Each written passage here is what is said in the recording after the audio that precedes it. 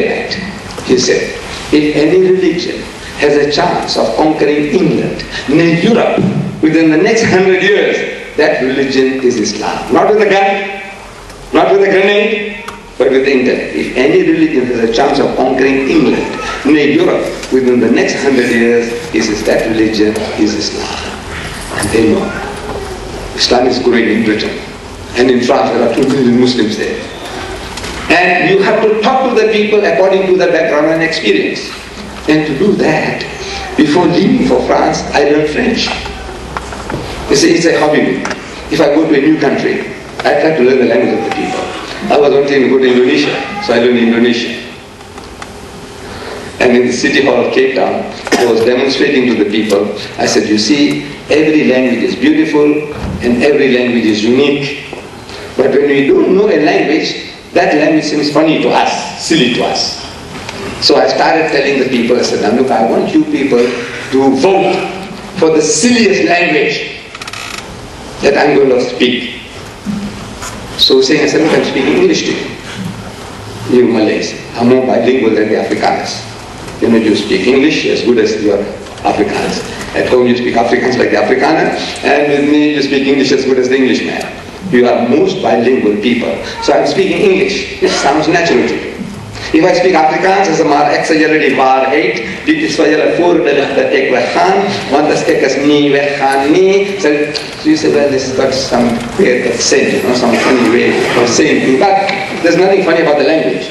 There's nothing funny about the language. There's funny about my pronunciation, but nothing funny about the language. Then I quoted some verses in Zulu. You used to listen in Xhosa. Xhosa and Zulu are sister languages, dialects of the same language. Again, it's not so funny. Then I quoted Swahili. He said, tazameni mikono yangu na miguu yangu. Yagua ni mimi mwenyewe. Mshike ni mwone. Wagua roho haina mwili na mifupa. Kama navyoniona mimi wanayo. And there was a smile on the audiences. That sounds a little funny.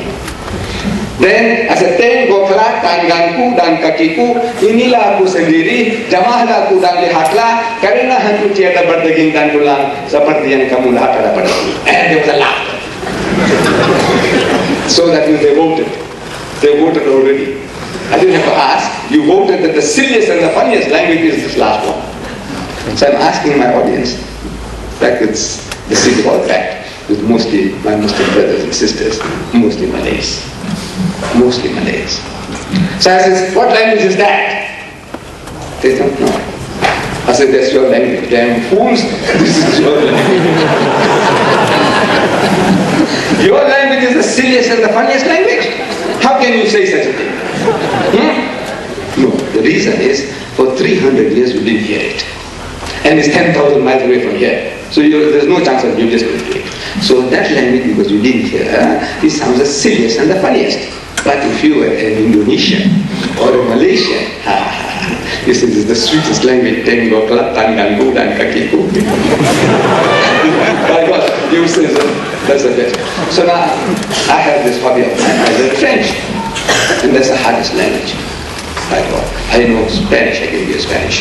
Hebrew, I can give you. Nigerian, I can give you.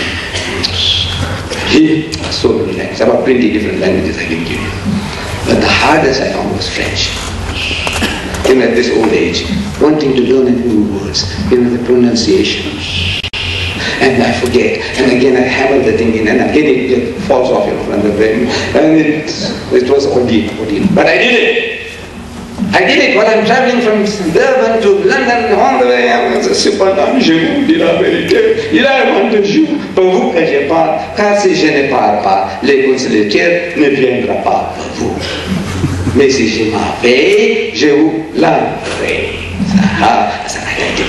I did it. And still getting on and on. I said, when I land in France, I'm going to tell these Muslims, I said, look man, this old man, I took the trouble of learning this in French. Why can't you do the same? If this old man of 75 can do it, why can't you young people do the same?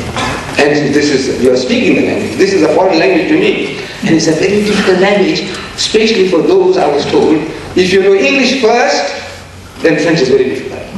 If you just throw you into France, in the French environment, without knowing English, you can learn it quickly.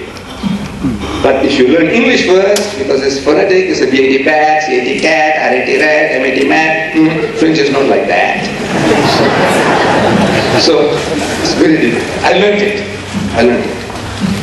Now, in the second book of mine, Mohamed, the natural successor to Christ, I am quoting an Afrikaans verse. It's in the English one, there's Afrikaans is there.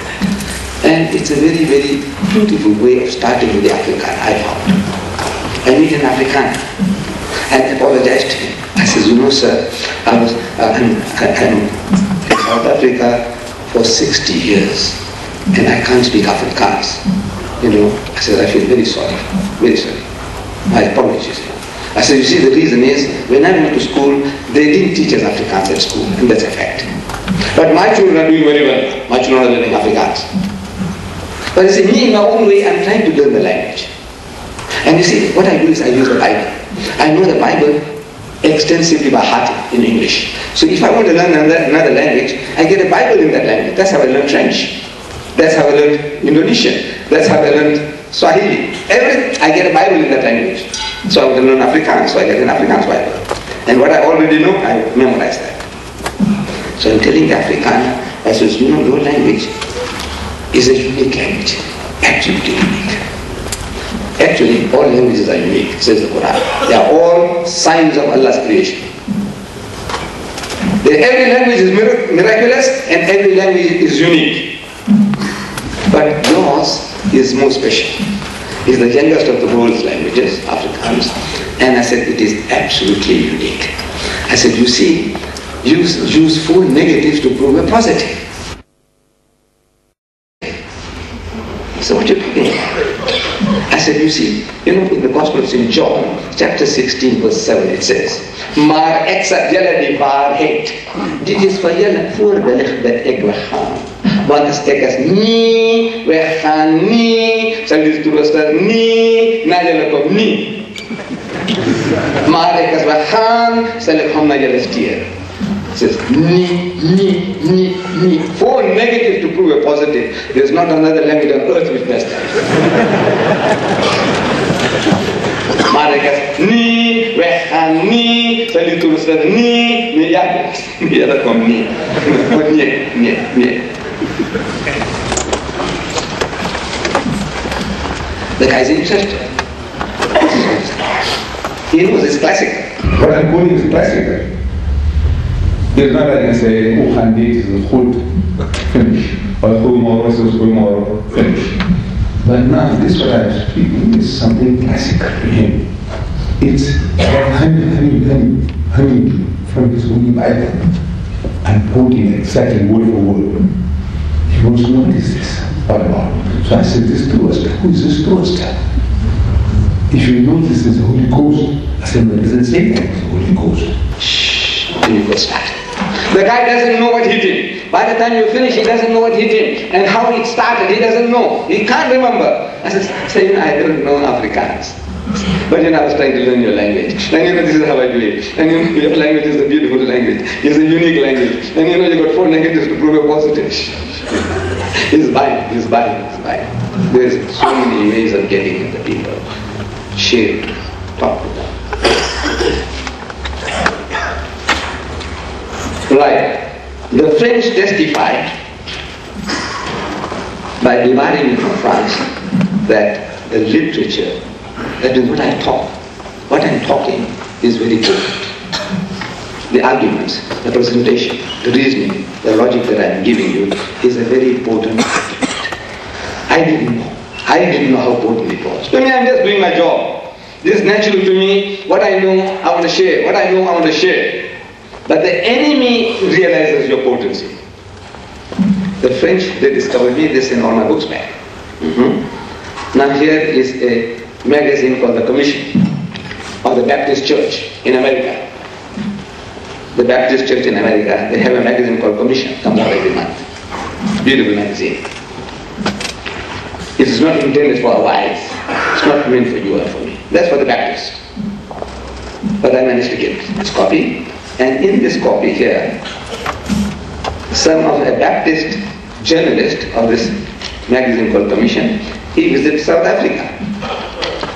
And in South Africa, he's making research to find what the Muslims are doing here. And they find somebody in South Africa whom they call a defender of Islam. Ahmed Deedat is a defender of Islam. That's what they discovered. In my absence, they came to my office. And they went around and they had chat, they found out what we had